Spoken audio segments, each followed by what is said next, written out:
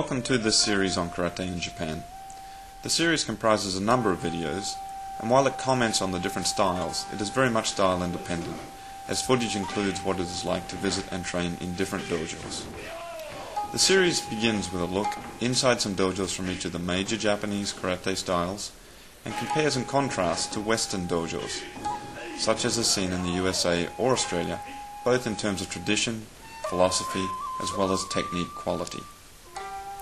The series covers karate in Japan from two aspects: living and training there day in and day out for years, as well as visiting for a karate pilgrimage to get a taste of the Japanese environment. Tips for visiting and living in Japan are given as aids for anyone considering a journey to Japan. The middle section of the series introduces Zen and its implementation into fighting from the perspective of how 8th Dan Japanese sensei elect to convey its use. Not all sensei, even those in Japan, elect to teach Zen alongside technique, as the samurai once practiced.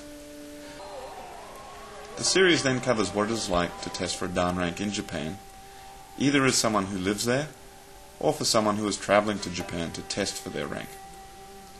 Finally, a video looks at organizational change in karate, and it covers how to learn from more than one sensei in your travels, which is inevitable if you train for decades.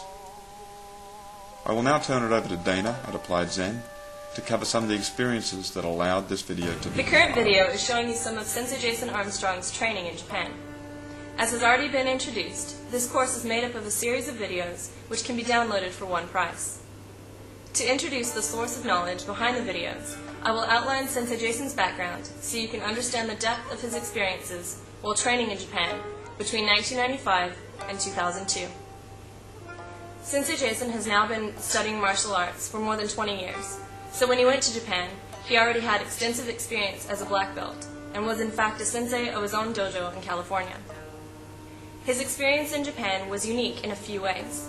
He lived within the house of a master as an uchideshi for part of his time in Japan. He was a high rank on arrival, allowing a unique perspective on East versus West martial arts. He trained in different dojos and styles, including Kyokushin, Goju, and Shotokan, despite his core in Shitoru. While in Japan, he actively applied Zen in the martial arts and balanced it with the competitive side of karate. He added to his knowledge of Japanese culture by working in the corporate environment and ultimately became a CEO of a company in Tokyo. So in summary, Sensei Jason spent years in and around Japan, and it takes years to understand another culture and approach well. A single 2-week karate vacation does not allow one to understand a true perspective of Japan-based training. Today, Sensei Jason teaches karate in the USA and Australia, and has now formed Applied Zen, an organization which passes Budo knowledge in two ways. Firstly, by passing on karate as it is practiced in Japan, and secondly, by providing corporate seminars on the integration of Zen, strategy, and the art of war into business. This is done in workshops on-site at companies using fine-oriented self-defense seminars to illustrate strategy and stable decision-making for corporate and career growth.